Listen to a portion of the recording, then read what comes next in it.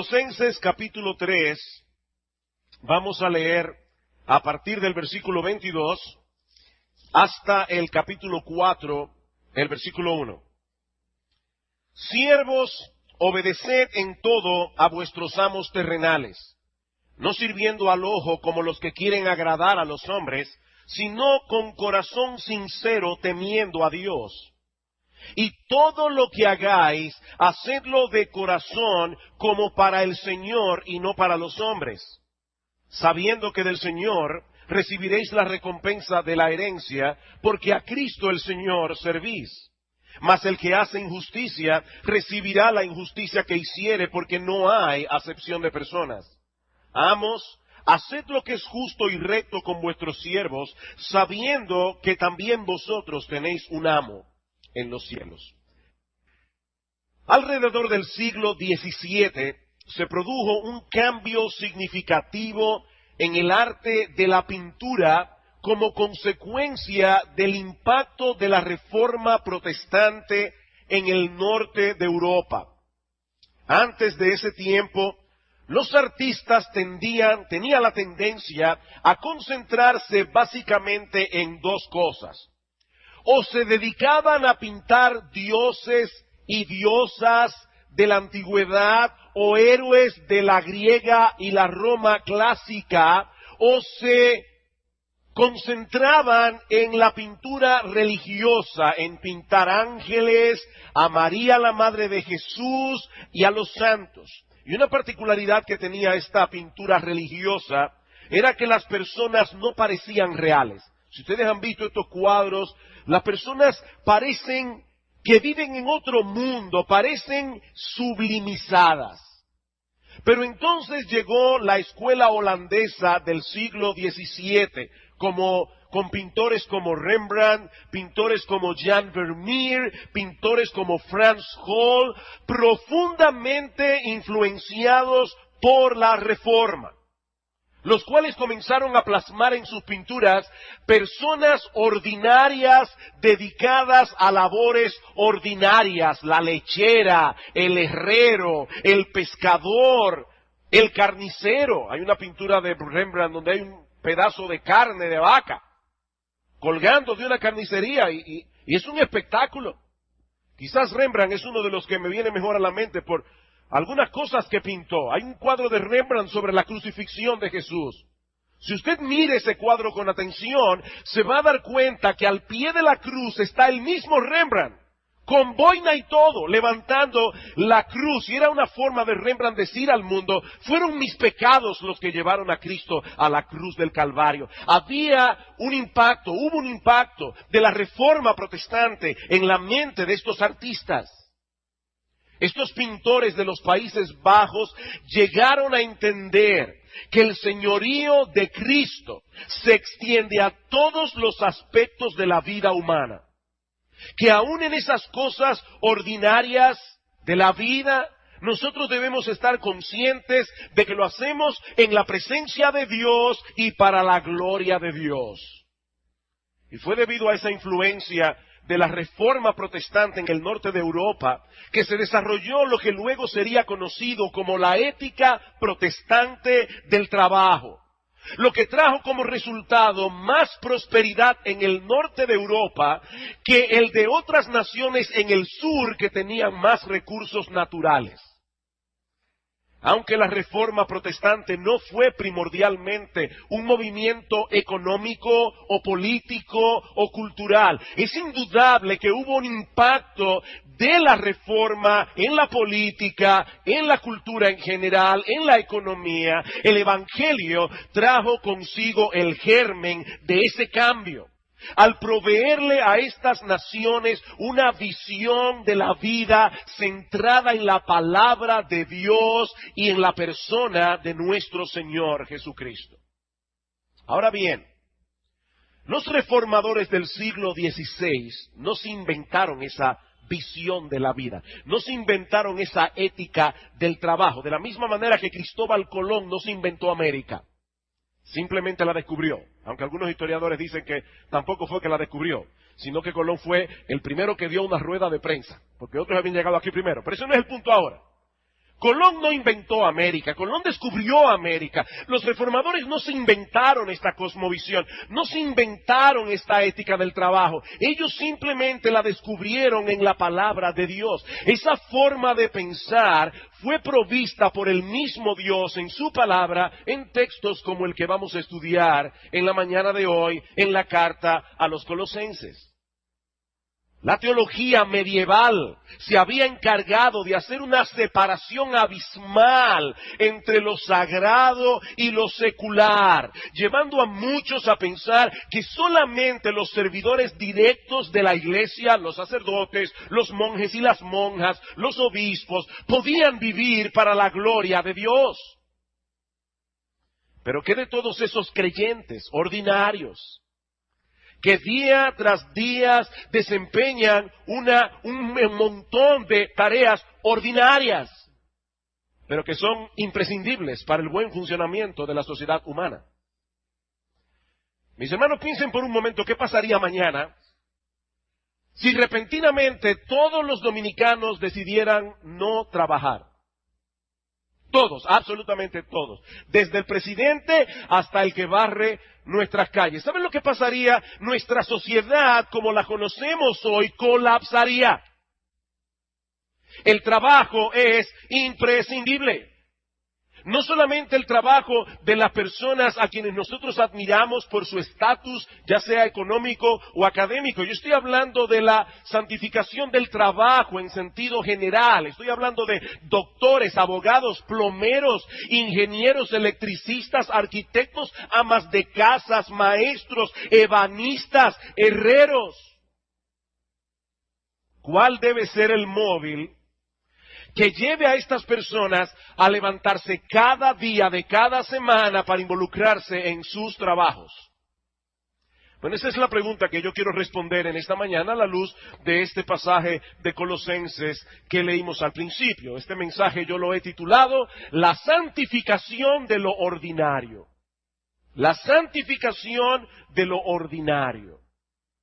En este pasaje Pablo aborda el tema de la esclavitud y el tipo de relación que debían tener los amos y los esclavos que se habían convertido al cristianismo. En la época del apóstol Pablo, literalmente millones de personas servían como esclavos en el imperio romano y hacían todo tipo de tareas, desde limpiar una casa hasta servir de maestros y tutores en la familia o administrar una hacienda. Habían algunos esclavos que eran más cultos que los amos. Y aunque no todos los romanos eran crueles con sus esclavos, en sentido general estas personas eran tratadas simplemente como instrumentos de trabajo un poco superior a los animales, porque la vaca no habla ni el hombre sí. Y muchos amos trataban a sus esclavos como animales. Lo que nos debe llevar a preguntarnos, ¿por qué los autores del Nuevo Testamento no condenaron abiertamente la esclavitud? ¿O por qué no pidieron a los amos cristianos que liberaran de inmediato a sus esclavos? Bueno, básicamente por dos razones. En primer lugar, porque la esclavitud no podía abolirse de un día para otro sin provocar un caos en el imperio. En la mayoría de las ciudades había más esclavos que gente libre. John Stott dice, hubiese sido imposible abolir la esclavitud de un solo golpe sin la desintegración completa de la sociedad. Si los cristianos hubiesen liberado a los esclavos, hubiesen condenado a la mayoría de ellos al desempleo y a las penurias. Hubiera sido un caos. Pero por otra parte, la iglesia cristiana no estaba llamada a producir cambios en la sociedad, transformando el sistema político o económico, sino transformando al hombre dentro del sistema. ¿Qué hizo el cristianismo a favor de los esclavos? Establecer los principios que eventualmente provocarían la abolición de la esclavitud. Noten algo interesante en este mismo pasaje que acabamos de leer en la carta de Pablo a los Colosenses. En los días de Pablo, a nadie se le hubiese ocurrido dirigirse a los esclavos en un documento público, como hizo Pablo en esta carta, porque eran personas sin ningún tipo de derecho. Pero Pablo se dirige a ellos como personas que tenían una responsabilidad ética, una responsabilidad moral, como parte integral de la familia de la fe. Y como veremos en un momento, él está colocando a los esclavos en el mismo nivel de igualdad que los amos en lo que respecta a nuestra relación con Dios. Las diferencias entre unos y otros eran circunstanciales, eran temporales, pero ningún ser humano es superior a otro delante de Dios. Y ese pensamiento no es nada extraordinario hoy día, pero en la época del apóstol Pablo, mis hermanos, esto que Pablo escribió aquí, que yo leí esta mañana, tiene que haber sido sumamente chocante. Era totalmente revolucionario. El cristianismo implantó una nueva forma de pensar, una nueva perspectiva de la vida, que poco a poco comenzó a permear la sociedad en la misma medida en que los individuos comenzaron a ser transformados por el mensaje del Evangelio. Y aunque nosotros ya no tenemos esclavos, bueno, supuestamente, no tenemos esclavos entre nosotros, por lo menos no como en esos días, los principios que podemos derivar de este pasaje se aplican perfectamente a la vida laboral, ya sea que tú seas un empleado o ya sea que tú seas un empleador. Veamos en primer lugar lo que Pablo dice aquí a los siervos y por conexión a los empleados. Y luego veremos lo que Pablo dice a los amos o a los empleadores. Versículo 22. Siervos, obedeced en todo a vuestros amos terrenales. Fíjense cómo Pablo, de entrada, establece aquí dos cosas. Dentro de ese sistema en el que se regía la sociedad romana, los esclavos debían obedecer, los esclavos debían someterse a sus amos terrenales. Pero al mismo tiempo Pablo está reconociendo que la autoridad de esos amos tenía un límite. Pablo les llama amos terrenales. Debían obedecer en todo, pero a sus amos terrenales. Esos amos poseían autoridad sobre sus siervos, pero solo en las cosas que conciernen a esta vida presente. Por ejemplo, ningún amo podía impedirle a sus siervos que se convirtieran al cristianismo. Ningún amo podía impedir a sus siervos que en su corazón adorara al único Dios vivo y verdadero. Eran amos terrenales, pero nosotros tenemos otro amo. Un amo que está en los cielos. Un amo que debe regir toda nuestra vida. Mis hermanos, nosotros somos libres en Cristo, aunque esa libertad no debe ser tomada como excusa para violentar las líneas de autoridad que rigen la sociedad en que vivimos.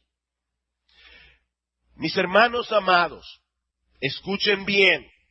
El irrespeto a la autoridad, cualquiera que sea esa autoridad, no es compatible con la fe cristiana. El irrespeto a la autoridad no es compatible con la fe cristiana. Si tu jefe es un hombre desagradable, si tu jefe es un hombre malhumorado, no por eso deja de ser tu jefe. Y si lo que te pide que hagas es parte del trabajo por el cual se te contrató y no es nada pecaminoso, mi amado hermano, tú debes hacer lo que se te pide. Por supuesto, vuelvo y repito, nosotros no somos esclavos en este sistema, somos empleados. Si yo llamo a una de nuestras secretarias a las 10 de la noche y le digo, te estoy llamando por favor para que vengas a casa y me hagas un sándwich, ella no tiene por qué ir a mi casa a prepararme un sándwich, porque ella es secretaria de la iglesia, ella tiene un trabajo que hacer que no es ir a la casa de los pastores a prepararle la cena. Hay un límite aquí. Pero vuelvo y repito, si lo que tu jefe, ese tipo malhumorado, pesado, si lo que tu jefe te pide es parte de tu descripción de puesto y no es algo pecaminoso, tú debes respetar la autoridad de ese hombre o de esa mujer.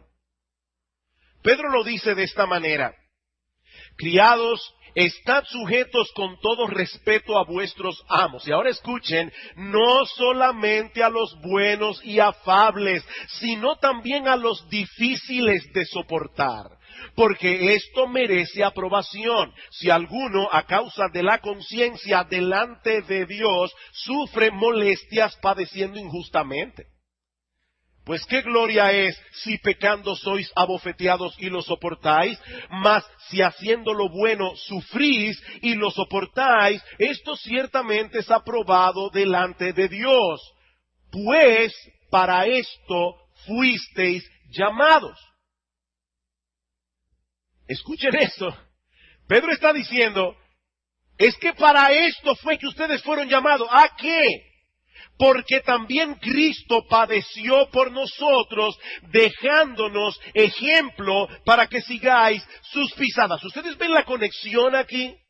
Nosotros somos cristianos, seguidores de Cristo, de ese Cristo que a pesar de que era Dios, respetó las líneas de autoridades establecidas en la sociedad en la que Él vivió, aun cuando tuvo que ser maltratado, aun cuando tuvo que padecer de mano de esas mismas autoridades.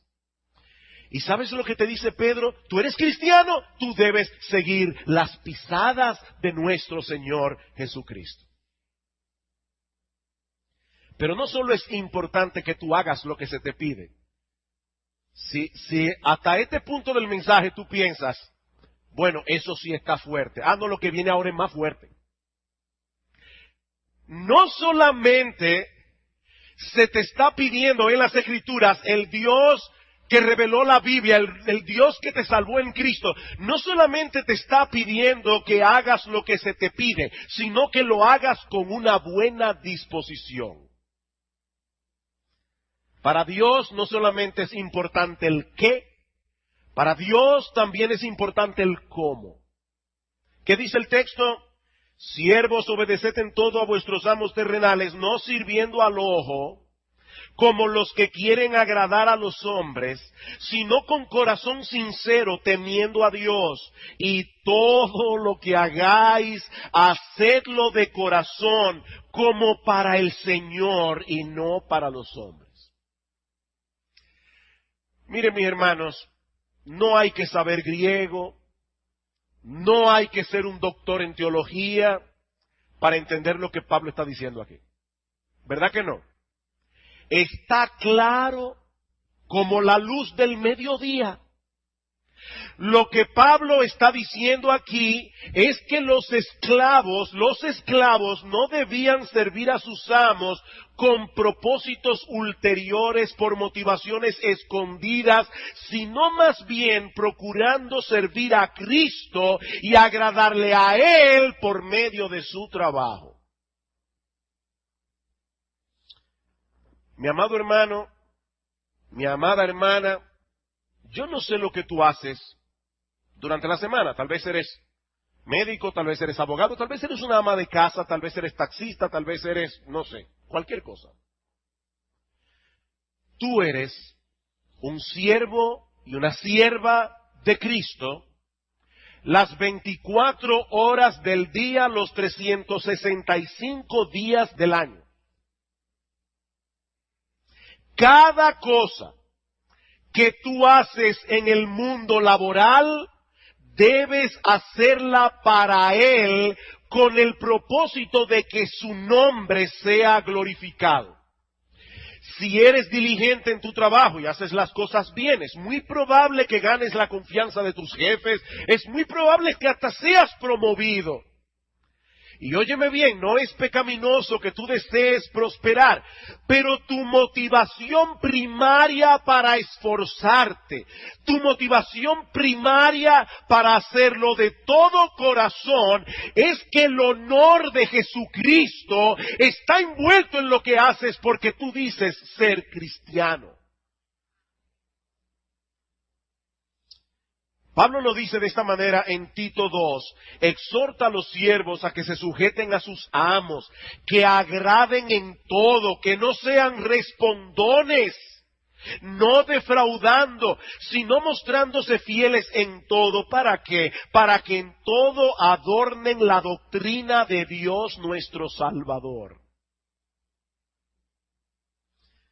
Mis hermanos, la voluntad expresa de nuestro Señor es que adornemos la doctrina que profesamos a través de nuestro trabajo.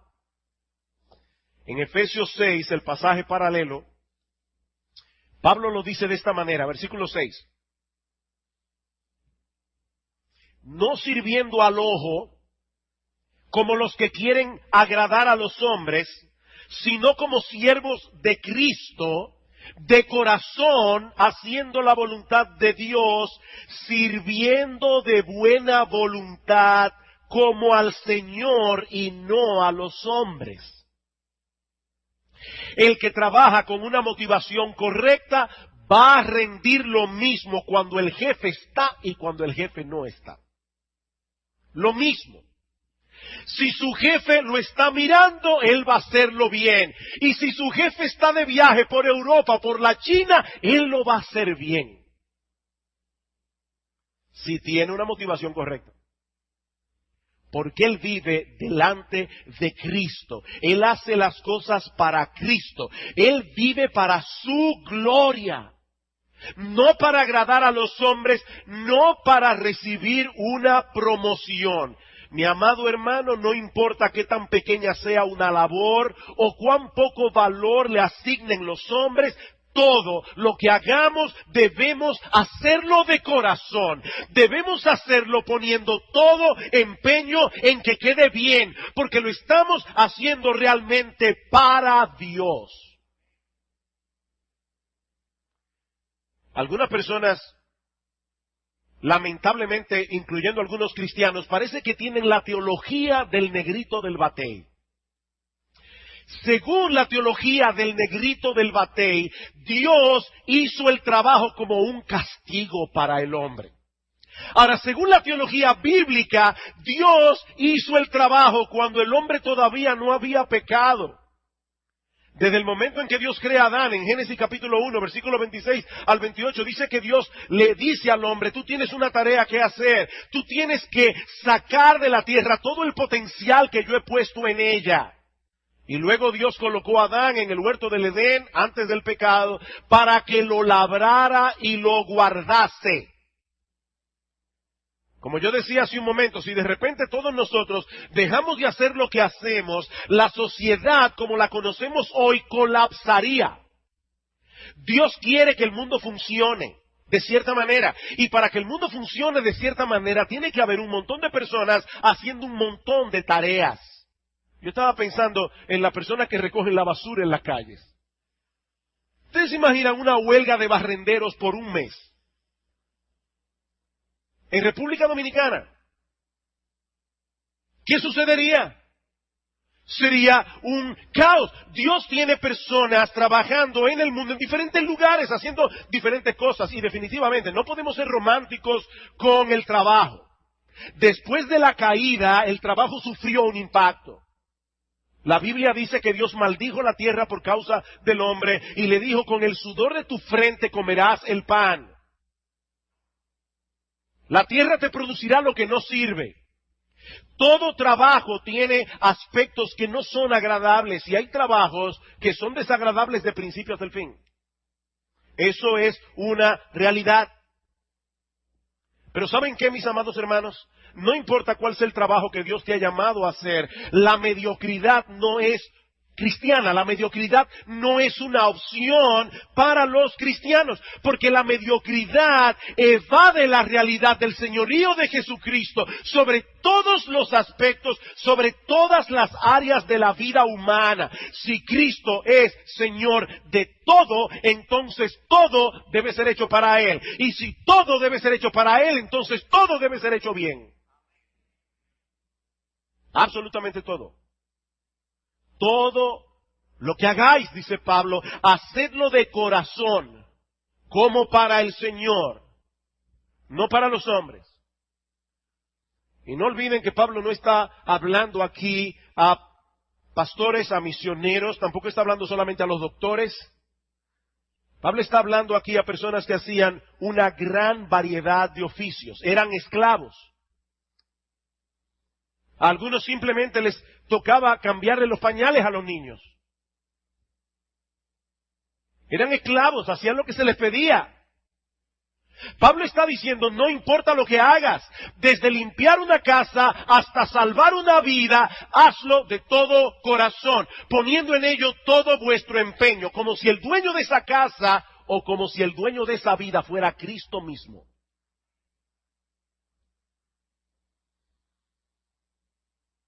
Preparar un café o diseñar un megaproyecto de millones de dólares es lo mismo. Alguien decía, si Dios hubiera enviado a 2 ángeles a la tierra, uno para ser barrendero y el otro para ser rey, los dos lo hubieran hecho bien, el barrendero y el rey. Porque lo estaban haciendo para Dios. Hazlo bien, dice Pablo, porque la gloria de Cristo está envuelta en lo que haces, y no solamente la gloria de Cristo, sino también su deleite. Su deleite. Todo lo que hagas, dice Pablo, debes hacerlo para su gloria y para su agrado. Sin quejas, sin murmuraciones, con entusiasmo, porque le sirves a Él. Pablo dice en Efesios 6:7, debemos servir de buena voluntad, como al Señor, no a los hombres. Esa es, mis amados hermanos, nuestra verdadera libertad. Esa es nuestra libertad. No hacemos la cosa para los hombres, motivados por el temor a los hombres, o esperando de ellos algún tipo de recompensa, o halago, o promoción. No, el que trabaja motivado por esas cosas es un esclavo. Es un esclavo. Su alma está esclavizada a la opinión de los hombres, o a la ambición terrenal. Yo quiero ser promovido. Yo quiero que mi jefe vea que mi trabajo es excelente y que yo merezco ganar más. Mi hermano, ese no puede ser tu móvil primario en la vida si tú eres cristiano. Cristo dice, buscad primeramente el reino de Dios y su justicia. No, el pensamiento debe ser, yo quiero que mi Señor Jesucristo apruebe mi labor. Yo quiero que mi Señor, el que murió por mí en una cruz, se goce en lo que yo hago. Y que cuando mi jefe y mis compañeros de trabajo vean mis tareas bien hechas, ellos puedan percibir la marca de mi cristianismo impregnada en lo que yo hago.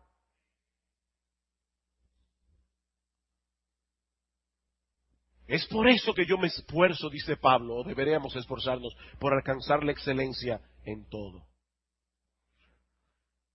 Por supuesto, además está decir que no es fácil mantener esa perspectiva de la vida todo el tiempo. Sobre todo por lo que yo decía hace un momento, no todos los trabajos son emocionantes. Hay trabajos que son rutinarios, hay trabajos que son aburridos. Hay trabajos que son desagradables. Las personas que están involucradas en esos trabajos tienen que oler olores todos los días que ni tú ni yo quisiéramos oler. No todos los trabajos son en sí mismos emocionantes. Lo que es emocionante es vivir para Cristo. Eso sí es emocionante. Eso es lo que hace toda la diferencia. Por eso Pablo incluye aquí un incentivo. A todo el mundo le gustan los incentivos, ¿verdad? Mira, tu sueldo todos los meses va a ser 30,000 pesos. Ahora, espérate. Mira, a final de año tienes una bonificación de 4 veces el sueldo. Vacaciones pagas. En Hawái. Seguro médico, seguro dental. No todos los trabajos incluyen seguro dental, yo no sé por qué. La gente se enferma de los dientes. Son incentivos. Y la gente dice, bueno, el sueldo no está muy allá, pero oye, me tiene muchos incentivos. Pero déjame decirte cuáles son los incentivos del cristianismo. Versículo 24. Sabiendo que del Señor recibiréis la recompensa de la herencia, porque a Cristo el Señor servís. Wow.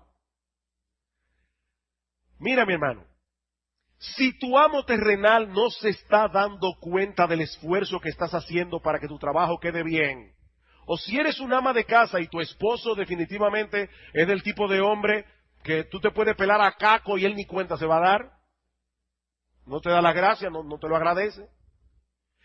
Si ese es tu caso, mi hermano y mi hermana, Pablo está diciendo, pon todo tu empeño en que el trabajo quede bien, porque tu verdadero amo, el que está en los cielos, al que tú realmente sirves, te lo recompensará. Y está hablando del trabajo, hermanos.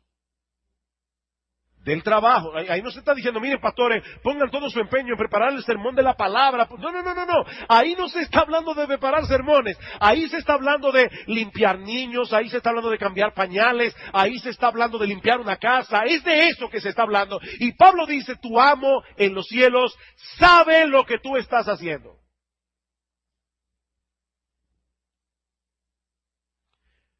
Pablo lo dice de esta manera en Efesios, el bien que cada uno hiciere, ese recibirá del Señor, sea siervo o sea libre. Déjame hacerte una pregunta, honestamente. ¿Tú estabas consciente de eso? Ahí está tu jefe, te pide, mírame una carta, y tú estás haciendo la carta, te esforzaste, le diste mente, la hiciste bien, se la llevaste a tu jefe, él tomó la carta, no te dijo nada por eso. ¿Tú estás consciente de que al hacer esa carta bien hecha, Cristo te va a recompensar por eso?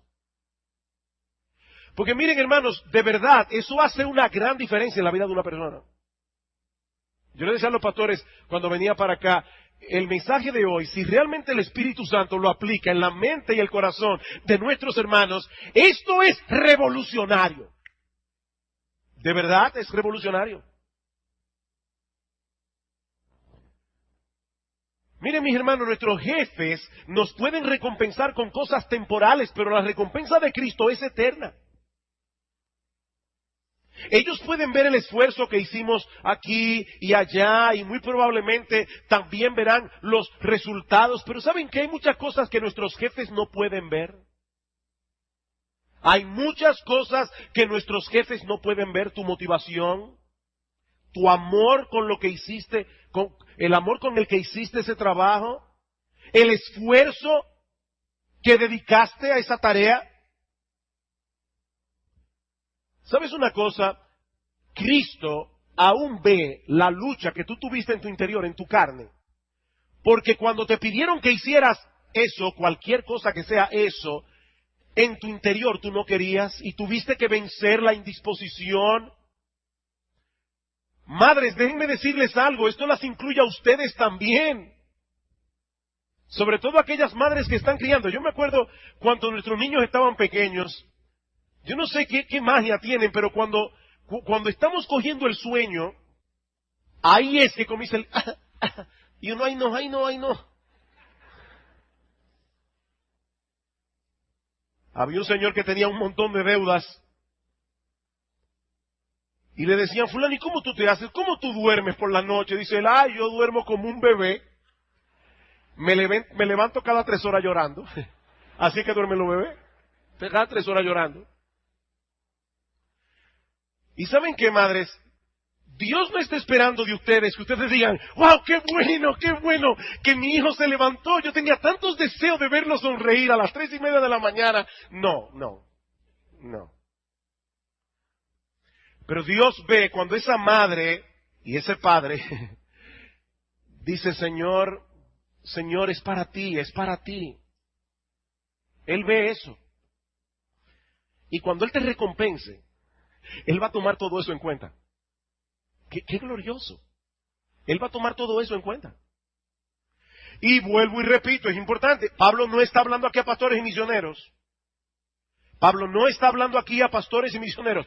Todo lo que hagas para Cristo, todo tendrá su recompensa. Por eso hazlo de todo corazón, porque Él será tu juez en aquel día. Ahora, eso implica también una advertencia. Versículo 25. Mas el que hace injusticia recibirá la injusticia que hiciere, porque no hay acepción de personas. Y uno se pregunta, ¿por qué Pablo habrá incluido esa nota ahí?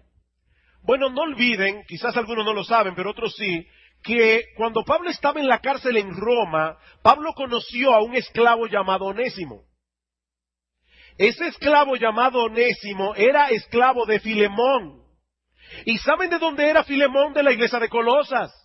Ahora de repente, Onésimo se convierte al Señor en la cárcel, Pablo lo envía de vuelta y con una carta, la carta a Filemón, donde Pablo le dice a Filemón, mira, te vuelvo a enviar a tu esclavo, recíbelo como un hermano en Cristo. Y si algo te debe, ponlo a mi cuenta.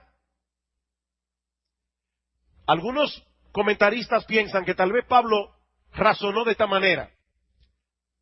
Con la llegada de Onésimo a la iglesia, después de haber huido de casa de su amo y de haberle robado, porque aparentemente eso fue lo que pasó, o ahora de repente Onésimo llega convertido y con la deuda paga, cualquiera podía decir, óyeme, es un incentivo, le salió bien al hombre. Dice Pablo, no, espérate. El que hace injusticia también recibirá las consecuencias. En Dios no hay acepción de personas. He ahí entonces lo que Pablo le dice a los siervos. Veamos ahora más brevemente lo que le dice a los amos.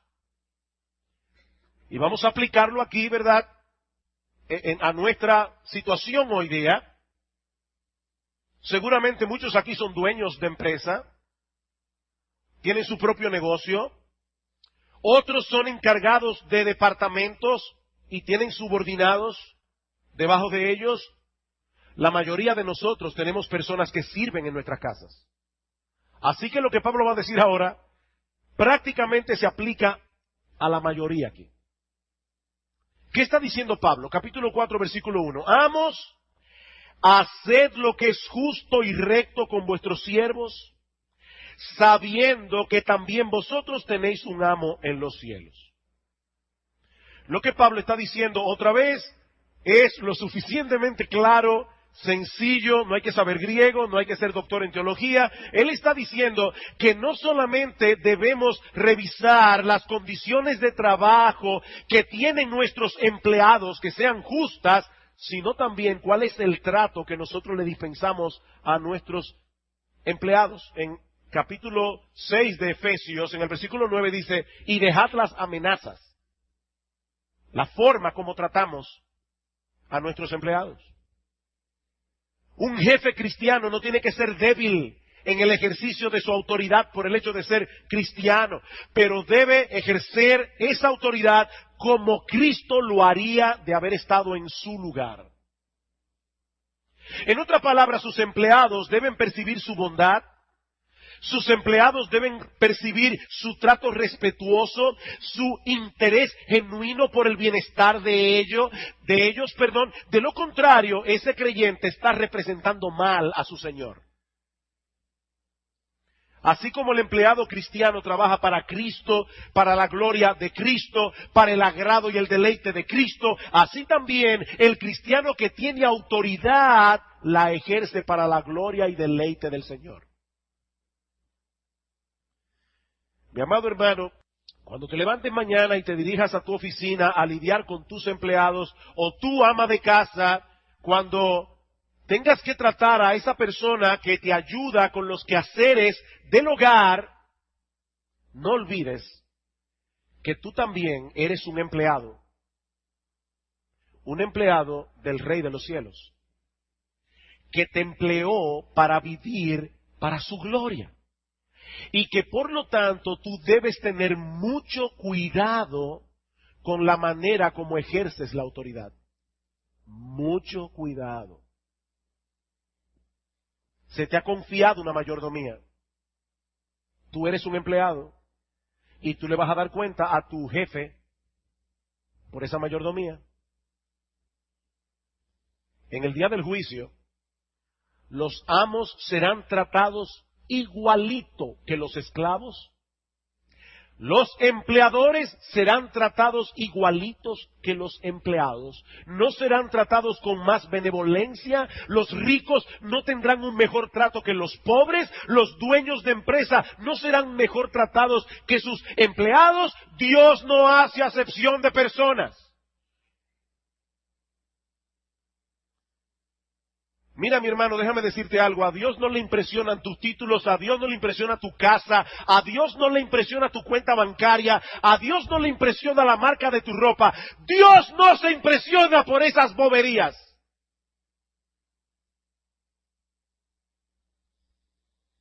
El día que nos toque presentarnos delante de Dios, nuestro estatus social no contará absolutamente nada. Cero. Nada.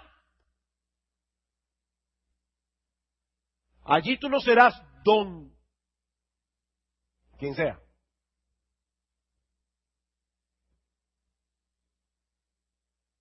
Hay una rima española que dice que hay personas que son como el algodón, que tienen que tener el don para hacer algo. Don fulano. No, óyeme, en el cielo, cuando tú llegues delante de Dios, olvídate de tus títulos. Tú no eres nadie delante de Dios. Nadie. Él no hace acepción de personas. Si abusas de los que están debajo de ti y no haces todo lo que esté a tu alcance para beneficiarlos dentro de lo que es justo y recto, es lo que Pablo está diciendo aquí, tú le darás cuenta al Señor.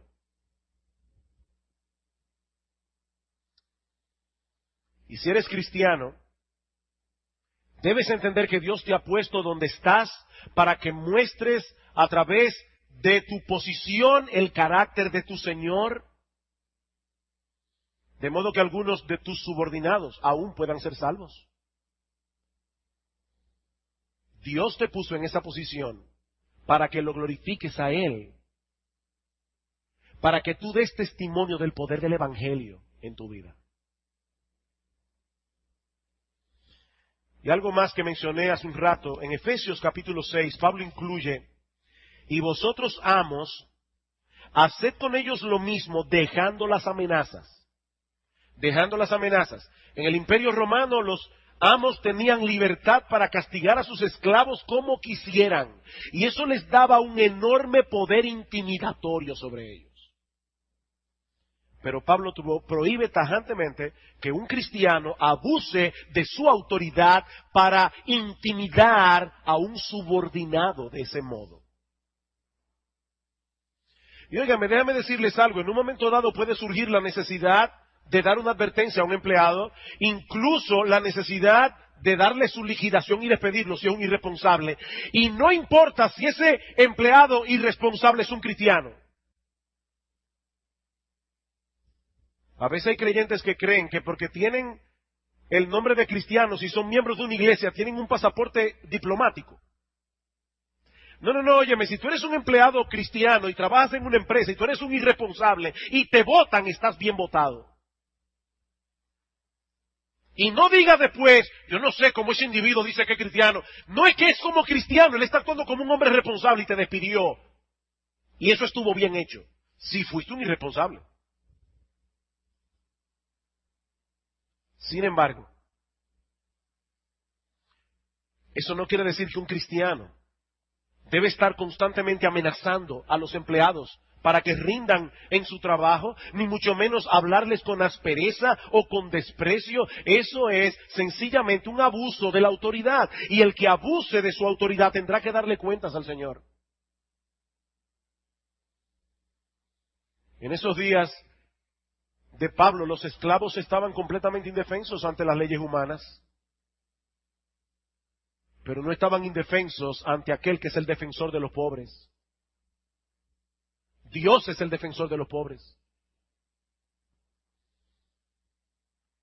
De paso, si tú no eres creyente, escucha con atención lo que dice en la carta de Santiago. Vamos ahora, ricos, llorad y aullad por las miserias que os vendrán. Vuestras riquezas están podridas, vuestras ropas están comidas de polilla, vuestro oro y plata están enmohecidos, y su moho testificará contra vosotros y devorará del todo vuestras carnes como fuego. Habéis acumulado tesoros para los días postreros. He aquí clama el jornal de los obreros que han cosechado vuestras tierras, el cual por engaño no les ha sido pagado por vosotros, y los clamores de los que habían cegado han entrado en los oídos del Señor de los ejércitos. Y eso no lo escribió Marx, eso lo escribió Dios a través de Santiago.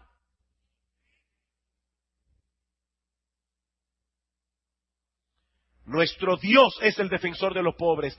Y si hay algo que a nuestro Dios le causa indignación, es que se abuse de ellos.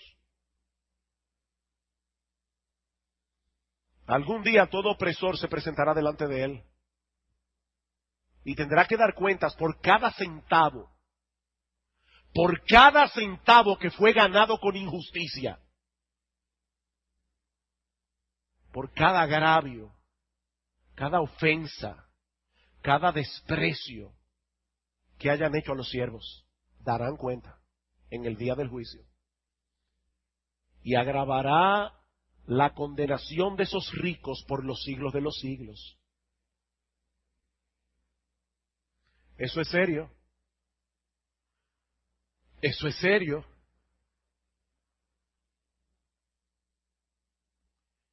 He aquí lo que Dios demanda de nosotros en nuestra vida laboral, ya sea que nos encontremos en la posición de empleados, ya sea que nos encontremos en la posición de empleadores.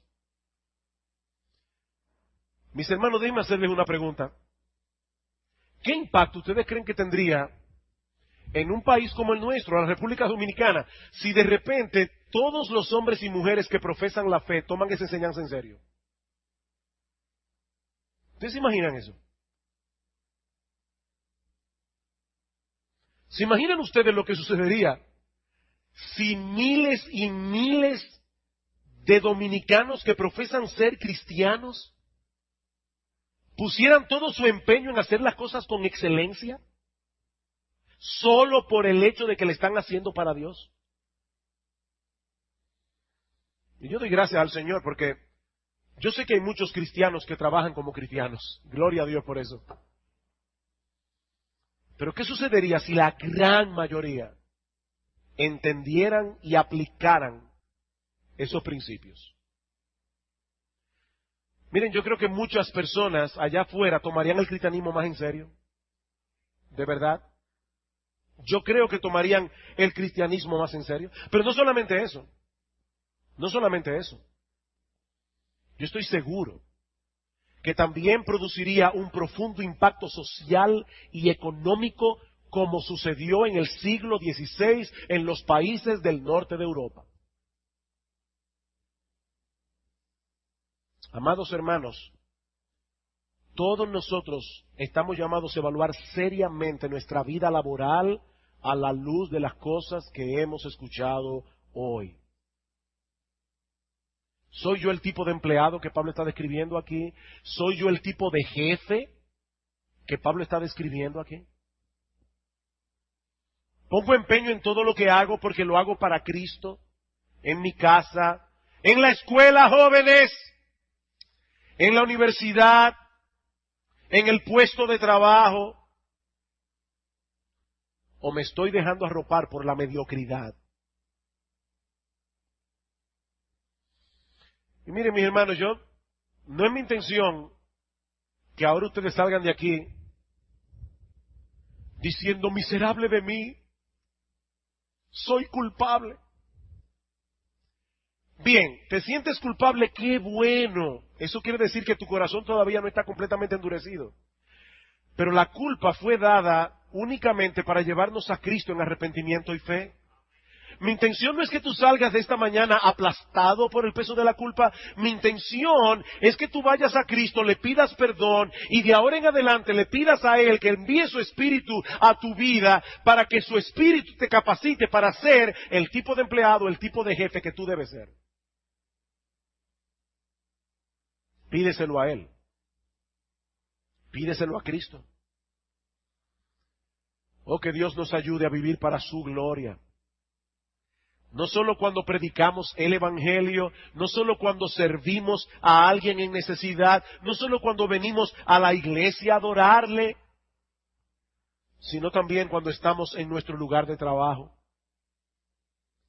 Que podamos dejar una marca indeleble de nuestra fe cristiana en todo lo que nosotros hagamos.